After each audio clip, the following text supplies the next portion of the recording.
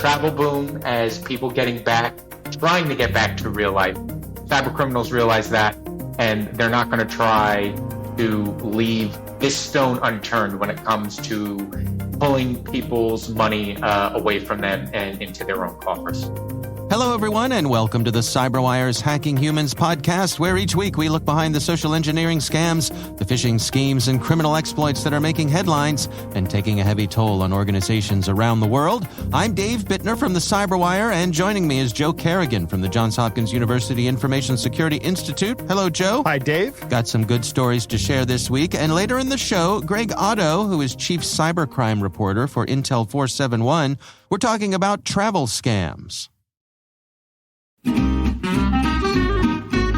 So who's got the advantage in cybersecurity, the attacker or the defender? Intelligent people differ on this, but the conventional wisdom is that the advantage goes to the attacker. But why is this?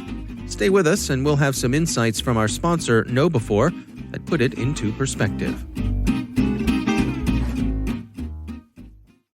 All right, Joe, before we dig into our stories, we've got a little bit of a follow-up here. You want to take us through that? First, I want to tell our listeners that I will be at the Grace Hopper Conference this year. So if any listeners are attending, I invite you to stop by the Johns Hopkins University booth and introduce yourselves. Very nice. I'd like to see you.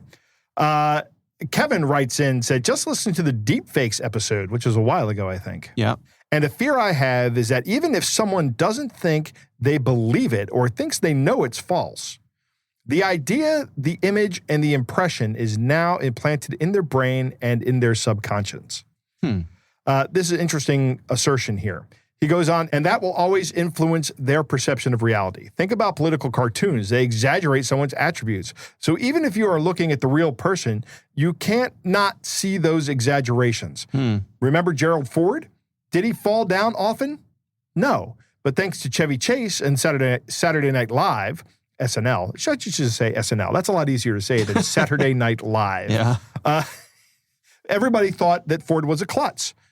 Kevin says it was scary, but I think it's more interesting. It's an astute observation, Kevin. I think. Yeah. Even if you know that what you're looking at is a fake, that does have impact. Yeah, absolutely. I mean, and I guess. Is it fair to say a lot of this is rhetoric? That's 100% fair to say. Political discourse, there's that. Yeah. But I think there's something to this, the planting of that seed, even just doubt or uncertainty, sometimes that's a good thing, I think. Yeah. Quite often it's a good thing. But I would love to have doubt and uncertainty in all of our elected officials. Right. I want people to have that in every single public office holder in the country. Yeah. You should view them with doubt and uncertainty. Yes. Absolutely. Unless it was like Fred Rogers or... Right. Well, yeah, Fred Rogers is long gone and never held public office. Right. Actually did good work. Yeah. I'm grateful for his contributions, but people like Fred Rogers don't go into office. No, and they're few and far between. Right. Yeah, absolutely. The thing that this made me think of was there's an episode of The Simpsons where George Herbert Walker Bush moves in across the street in a suddenly unexplained mansion. Right. And he and Homer start having battles, and then eventually Bush moves out and Ford moves in, and they make the joke, the fall down joke. Mm-hmm. This is 20 years after his presidency, 30, I don't know how long it was, a long time, right? They still make that joke about him. Well, and what it also reminds me of is that when we think of these impersonations of people, or when we think of celebrities, we often think about the impersonation of them, not them. Right. Because it is the gift of the mimic to be able to distill those things. You had Dana Carvey with George Herbert Walker Bush saying, "Not going to do it." Right. Wouldn't be prudent. That's a great point. And it's a distillation. It's not same sort of thing. I've heard people say that, who is it? Going to be a really big show. Right. That was Ed Sullivan. Ed Sullivan, right. Like Ed Sullivan didn't actually sound like that. When most people are doing Ed Sullivan, they're not doing Ed Sullivan. They're doing the guy who popularized the impersonation of Ed Sullivan. Yeah. And I think that's a lot of what happens here. So, you know who really loved Dana Carvey's George Herbert Walker Bush impression? Was George Herbert Walker Bush. Oh, is that right? Yeah. Well, that's good. He actually invited him to the White House one day and said, hey, call the Secret Service agents in here. And he did, and they came in, and Bush thought that was hilarious. Yeah. Well, it's good to have a sense of humor about yourself. Oh, yeah. he did have a sense of humor. Somewhere there's somebody out there, Joe, who's doing a Joe Kerrigan impersonation, a dead-on Joe Kerrigan impersonation. One of our fans. Man, I would love to hear that. If somebody has taken the time to build, I mean, look at the smile on my face, Dave. Yeah. Just me thinking about that really makes me happy. I would love to hear it. Yeah. All right. Well, thank you, Kevin, for writing in. As Joe says, it's an astute observation. We would love to hear from you. If you have something you'd like us to discuss on the show, you can email us. It's hackinghumans@thecyberwire.com. All right, let's dig into our stories here. My story comes from the Washington Post.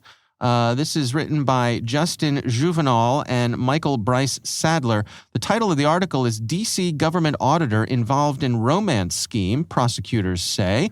Interesting allegations here. A gentleman named Charles Iganjobi, who worked as an auditor with the D.C. government, and he is accused of operating a money laundering scheme for a romance scam that brought in nearly $2 million from mostly elderly victims. The person who ran the scheme was a different person who was a government contractor and, wait for it, Joe, a special deputy U.S. Marshal. Really? Yeah. See, what did I just say about having suspicion and doubt about all the people? Right? These aren't elected people, but still. Yeah, but so this person would strike up relationships with women online. He would pose as a member of the armed forces. Classic. I mean, that's as textbook as we have seen here. And these two gentlemen would do this. The alleged co-conspirator is Isidore Iwagwu, both local to us in the Maryland area. They talk about one of the cases claiming to be in the U.S. Army. Again, this is all just...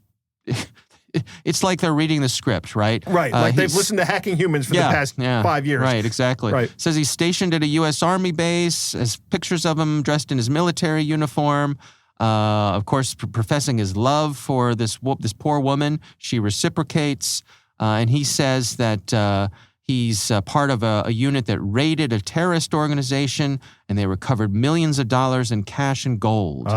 And he wanted to share this wealth with the love of his life, this woman.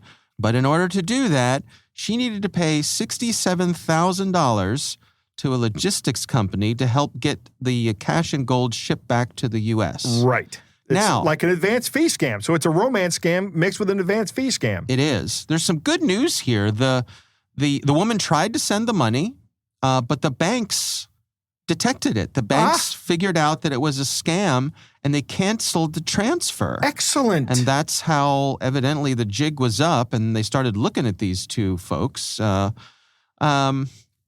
good. Whoever that bank is, you have my appreciation. Wonderful. Yeah.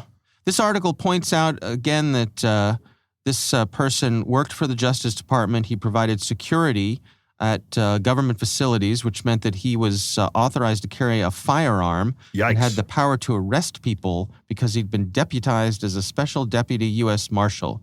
Now, that will probably never be the case again. Well, look, these are just allegations at this point. That's and, right. If he's convicted, that will probably never be the case everybody's again. due their fair time in court. But my personal opinion is that if it comes to pass that these two folks get convicted of this, I hope they get the book thrown at them because this is especially egregious that someone who was put in a position of law enforcement, public trust, that is the right way to say it, has used that or I don't know, cast that aside, and done these scams. So good that they were caught. Hopefully some of these folks who got scammed out of their money will be made whole. I honestly doubt they'll be made whole, but maybe they'll get some of their money back. And how much did they get? $2 million? Nearly $2 million. Huh. Yeah. So that's a lot of money. All right. So again, that is from the Washington Post. We will have a link to that in the show notes. That is my story this week. Joe, what do you have for us? Well, Dave, we should maybe collaborate a little bit more. I have two stories, but my first story is very similar to yours. It's from David Proper over at the New York Post. Okay. And he has a story about a Texas woman named Dominique Golden, who is 31. She's from Houston, and she netted $2.6 million in romance scams. Wow. First of all, Dominique Golden sounds Right. like the pen name of a romance novel author or something, doesn't it? It's a good name. She reeled in $1.26 million in cash checks and money orders and wire transfers, and then used that to buy luxury cars like a 2018 Bentley, a 2017 Mercedes E-Class, and then something I've never understood the value of, Rolex watches. Oh, yeah.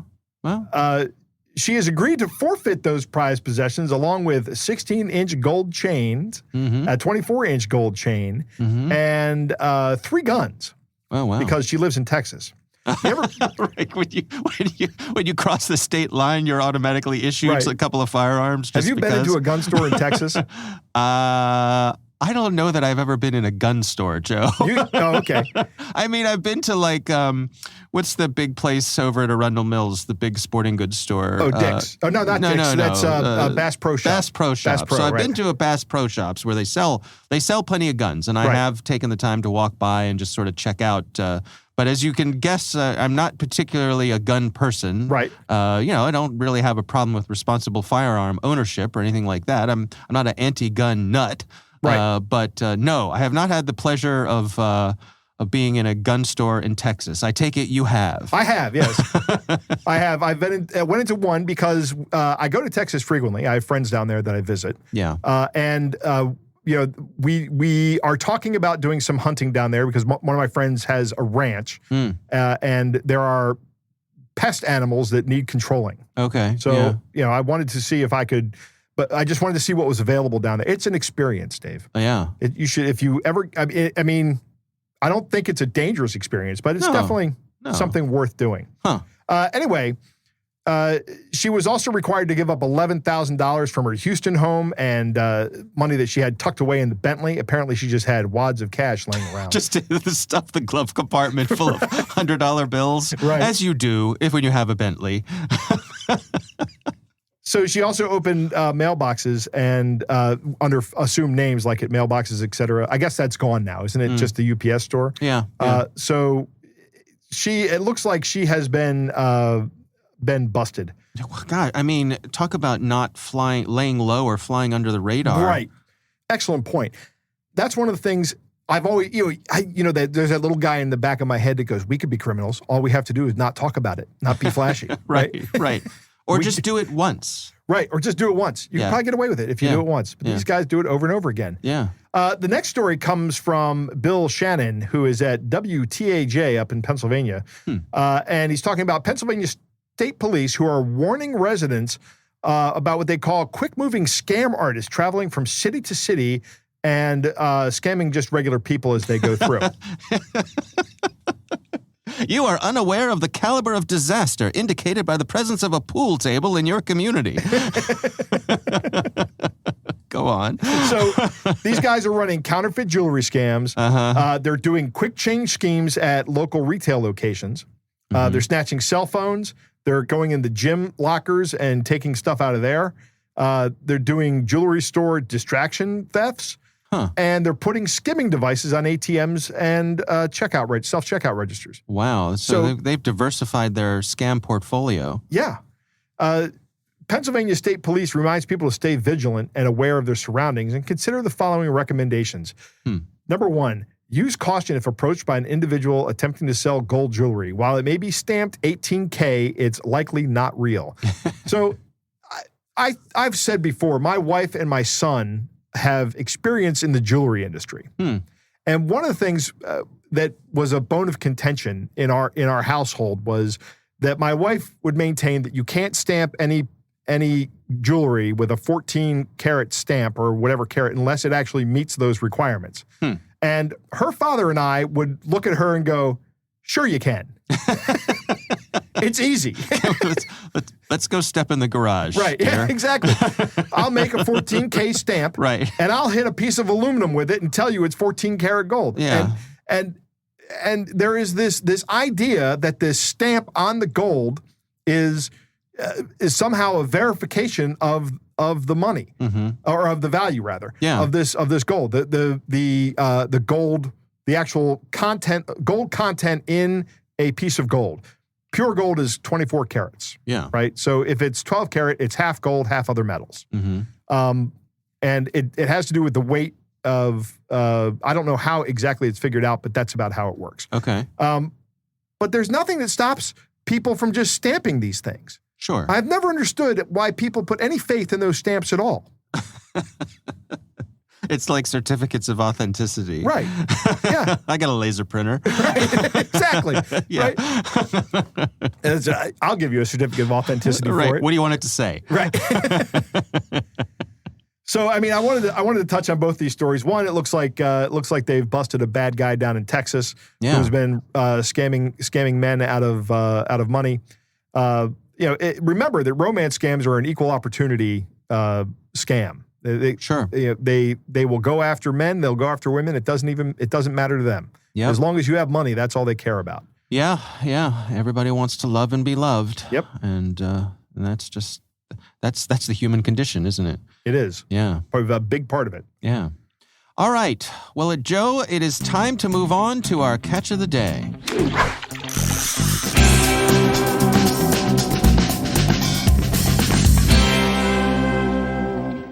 Our catch of the day comes from John in California, who writes, "Hi, Dave and Joe. I thought this was quite fishy, as I absolutely did not apply for this position, and the location of the job gives it away. Love your podcast, John." So, Dave, I'm not sure. I'm like probably 95% sure this is a scam, but I could also see this being legitimate, which might be why it's a good catch of the day. Huh. Okay. Well, it goes like this. Our company is getting back concerning application on a career builder project. Payment, $93,300 to $114,300 a year. Employment location, local. Period, long-term. Post role, purchasing coordinator. Position summary. Your key duties will include the management of vendors' base and goods purchased from outside sources. You will negotiate agreements which will help to deliver value to our stakeholders, ensuring service, quality, and added value, which maximizing the supplier's capabilities.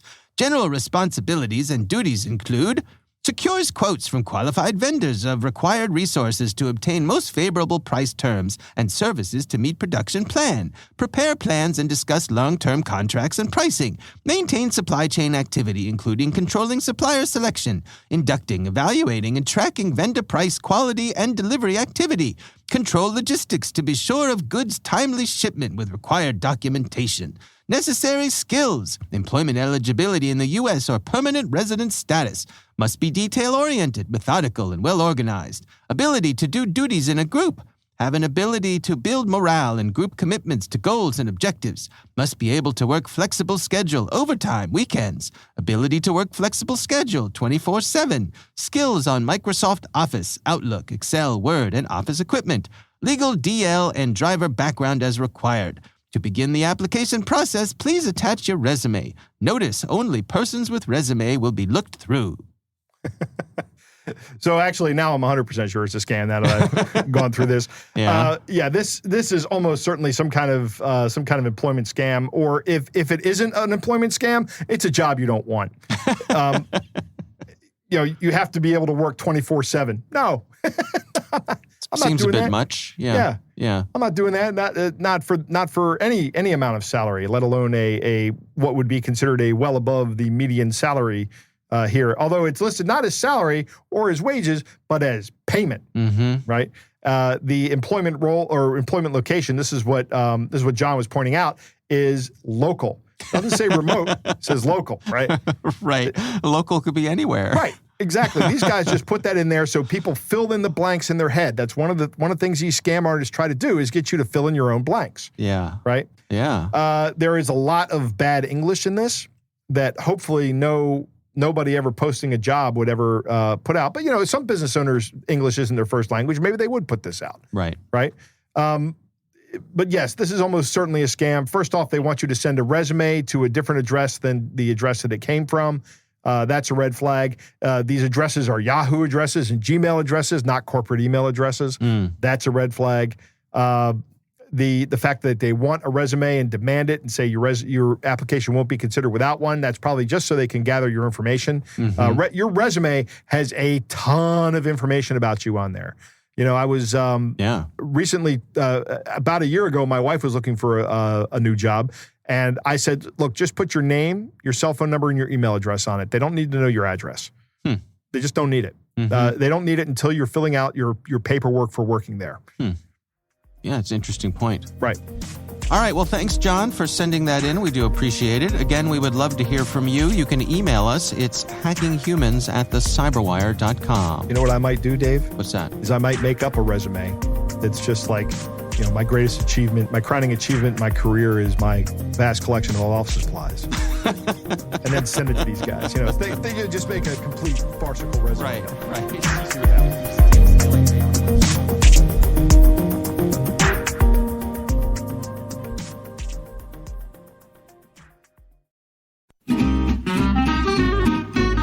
Now let's return to our sponsor's question about the attacker's advantage.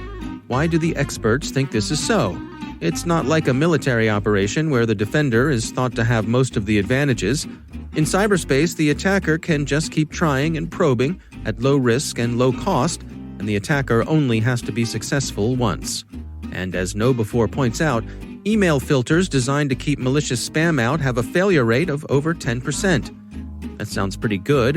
Who wouldn't want to bat nearly 900? But this isn't baseball. If your technical defenses fail in 1 out of 10 tries, you're out of luck and maybe out of business. The last line of defense is your human firewall. You can test that firewall with KnowBe4's free phishing test, which you can order up at knowbe4.com/phish test. That's knowbe4.com/phish test.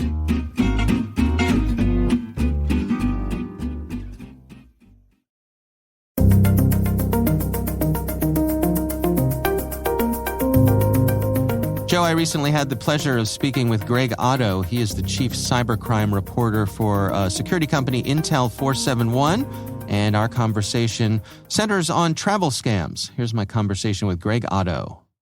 We see the world at least trying to leave the COVID pandemic in their rearview mirror, and because cybercriminals rarely let a societal trend go by without trying to scam their way into, some misbegotten money, we wanted to look to say, that there's, if there's an uptick in travel around the world, we wonder if cyber criminals are following that trend, considering that it's loosely tied to the pandemic. When we saw what the pandemic started, cyber criminals created fake COVID exposure apps. When vaccines came out, we saw that they latched on to vaccines in terms of trying to push scams that way.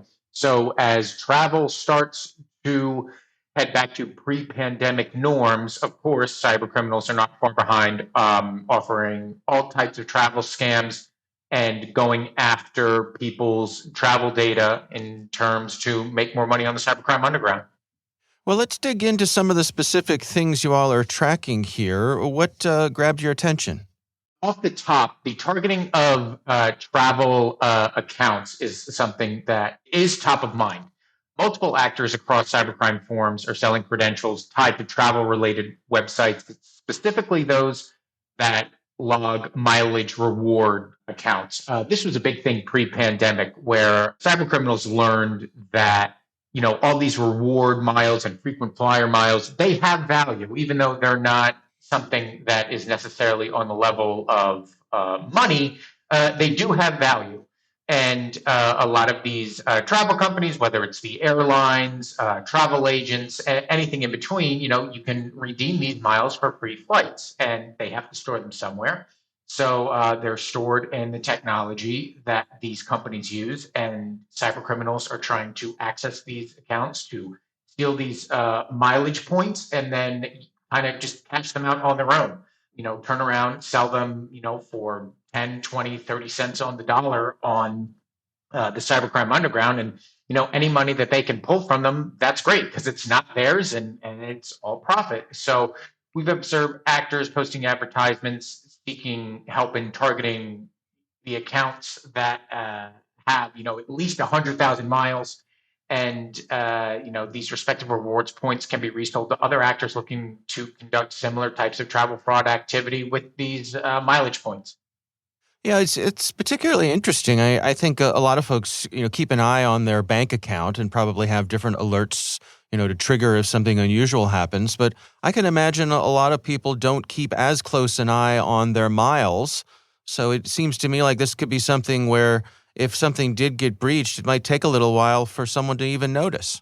Right. And there is always on the cybercrime underground the effort to try to find a victimless crime, I guess. And this one is a little bit different than, having a credit card stolen or, some other PII stolen, where these are just mileage points where, nobody's going to go bankrupt because they lost 100,000 frequent flyer miles. However, if that can be traded for value, then why wouldn't cyber criminals try to, gain something out of it? But you're not going to have people that are going to be so upset. If you talk to somebody that flies a lot and they're say, well, I'm going to have my frequent flyer miles stolen or I'm going to have my credit card stolen, they're probably not going to be, happy with any of that. But if they had to choose, they're probably going to take their frequent flyer miles. The companies that oversee this, of course, they want to guard that. But again, it's not a credit card number or some type of payment information that is floating out there. So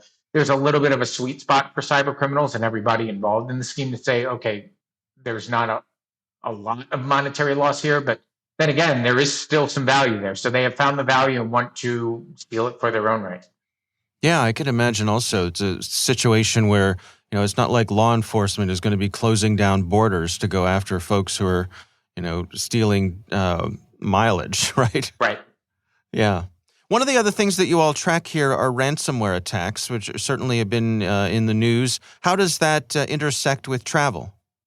So I think that intersects with travel because of the possibilities in delays that are going on. I mean, look, we see all the delays. The pandemic is not over yet, and we've seen across the world that the airline industry has been hit pretty hard with the delays that can come from having their staff recovering from COVID-19 infections. But we've also seen ransomware attacks that have focused on causing delays in the same vein that COVID cancellations can do. But we have not seen a heightened direct threat to the industry at large over the first few months of the year, but the risk remains because of other attacks that can happen. I go back to August 2021 when Lockbit 2.0 breached Accenture. They demanded like a $50 million ransom payment. But, Accenture is a huge international professional services firm. And of course, they're going to work with companies in all different sectors, including the travel industry. Later in August, Lockbit 2.0 breached a regional airline based in Thailand with credentials that are allegedly obtained from the Accenture breach. So, software supply chains are still a really big threat. And ransomware groups know this, and the bigger companies that they hit, the long tail of ransomware attacks that we're going to see. I mean, and even as our report was being crafted, we saw an attempted ransomware attack impact the IT systems of a low-cost airline headquartered in India. It forced the company to cancel and delay flights, just as if there was a COVID delay. There is not a direct threat to the industry at large. Software supply chains exist, and there really is a long tail, and these ransomware groups know how to exploit them. And one of the other things that you all highlight here is the war in Ukraine. I think a lot of people have been surprised, the degree to which that activity, half a world away, has bled into a lot of other areas of people's lives around the world. Yeah. The travel scams and the cybercrime being conducted as a result of Russia's invasion on Ukraine, it's not quite in the same category as some of the other things that we've talked about, because a lot of it has to do with criminals who are using insiders for illegal migration purposes. I mean, a lot of borders are shut down in that area. I think like Moldova, Romania, things like that. A lot of like underground travel fraud with regards to Ukraine is happening just to facilitate the movement across borders. I mean, we've seen actors claim that insiders could facilitate illegal border crossings for Ukrainian males between 18 to 60 over the Ukrainian-Moldovan border. And then also, with ramifications dealing with the war in Ukraine, we saw Killnet, which I know has gained a lot of attention lately, the pro-Russian hacktivist group conducting attacks against targets in Romania because Romania is supplying support to Ukraine. So we've seen travel-related entities impacted, like the Romania-based Air Traffic Service Administration and airports in Bucharest. So as long as the conflict continues in Ukraine, we would expect that any sort of travel or logistics companies or organizations that are helping the Ukrainian effort, that they would run the risk of Killnet trying to affect their operations in some way. So based on the information that you all have gathered here, what are your recommendations? How should people best protect themselves? So maintaining awareness of techniques and how these scams perpetuate is really paramount. Using technology to identify false identities when booking travel, really being up to date on anti-fraud and anti-phishing filtering can go a long way to preventing actors from taking over high-value accounts, especially those with the large amount of frequent flyer miles that we talked about.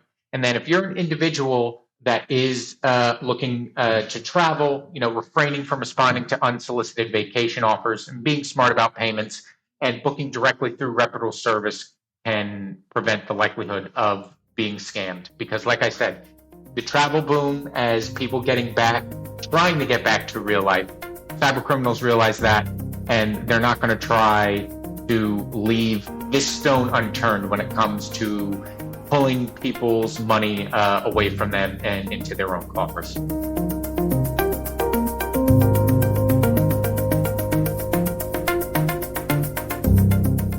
Joe, what do you think? It's interesting that right out of the gate in the beginning of this interview, we hear again that these bad guys watch what's going on and target trends of behavior. Increased travel is no different. We're all getting back to traveling. I've got 2 trips coming up very soon. Yeah. I'm going to be at the Grace Hopper Conference, and I'm going to go down to Texas again. Right? Maybe I'll go into another gun store, but probably not. Been there, done that. You've been there, done that. Yeah. I'm going to do something new, I think. As we're increasing our travel, getting back into the normal travel of things. I saw a news story this morning that Memorial Day weekend was the biggest travel day in 3 years. Huh. And I was like, well, yeah, because nobody's been traveling for the past 2 years, right? So it makes sense. Bad guys notice this, and they're getting back into the travel scam game, including going after rewards points. Now, rewards points can be exchanged for things like gift cards. Did you know that? You don't have to spend it on flights. You can spend it on gift cards, magazine subscriptions. There's a ton of stuff that you can put your miles towards. In fact, these things have value, and maybe they're targeted because they may not mean as much to the people that have them, right? And a great example about that is your point about not knowing the balance. I know about how much money I have in my accounts, my bank account. Right. I know how much money is about in my 403B and in my other retirement accounts. I know what's there. Yeah. I had to go and look up what my mileage balance was, my miles balance at my affinity program with the airline I use. I didn't have that in my head. It's not front of mind for me. Yeah. So, if somebody had siphoned off 10,000 of those miles, I wouldn't have known. Right. I would have been like, oh, okay, I have that many miles. And it would have been less. Yeah.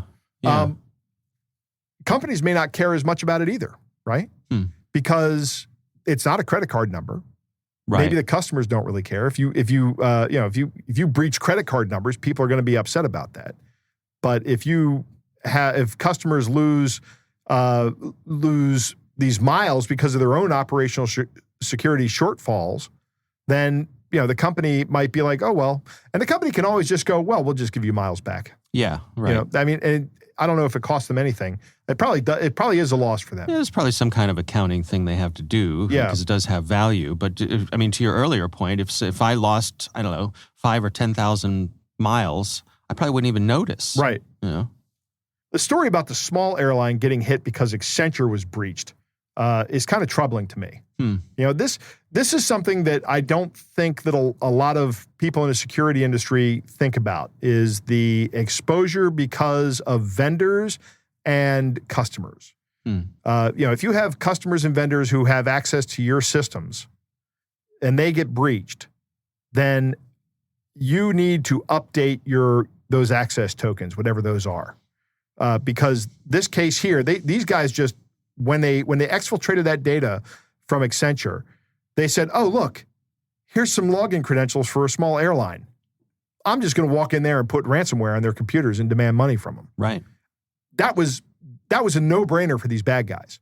But I don't know what to say about this aside from just, every single one of these companies that you do business with, you should have an agreement with them that they have to notify you when they have a breach. Yeah. They have to send you a letter or something. They have to call you or do something. So now you go, okay, so you've been breached, so we're changing the credentials. Yeah, I mean, it's the classic third-party risk kind of thing. Yeah. And I think one of the challenges is how far back do you go? You've got your suppliers, they've got their suppliers, they've got their suppliers. It's a spider web. I think it's safe if you go, well, actually, that's a good question, because let's say that you give your information to company A, and then company A gives that same information to company B, and company B gets breached. Yeah. And now and let's say that's login credentials. They shouldn't be sharing the login credentials, but let's say they just included them with something they shouldn't have. Yeah. And it gets, that's an excellent question. I think a lot of it is making sure you ask the suppliers those questions. What are you sharing? I'm sharing this with you. Who are you sharing this with? Right.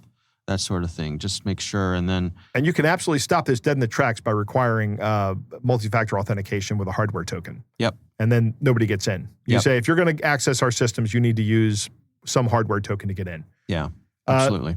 Finally, the protection, the best protection against this is awareness. And I like what Greg says here. He says awareness is paramount to this. So you need to be aware of all these things these bad guys can do, and just keep an eye on it. And one of the greatest ways you can continue to increase your awareness is by listening to shows like Hacking Humans.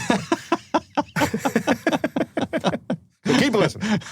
So you're preaching to the choir, Joe. That's right, I am preaching to the choir. But I'm telling everybody, don't stop listening. But tell your friends. Tell your friends. That's right. Right. I go for threatening our listeners ones, and say, don't stop listening or bad things will happen. Your coworkers, yes, your neighbors, just shout it from the rooftops. Right. Yes, absolutely. All right. Well, our thanks to Greg Otto from Intel 471 for taking the time with us. We do appreciate it. And we want to thank our sponsors, KnowBe4. They are the social engineering experts and the pioneers of new school security awareness training. Be sure to take advantage of their free phishing test, which you can find at knowbe4.com/fishtest. Think of KnowBe4 for your security training.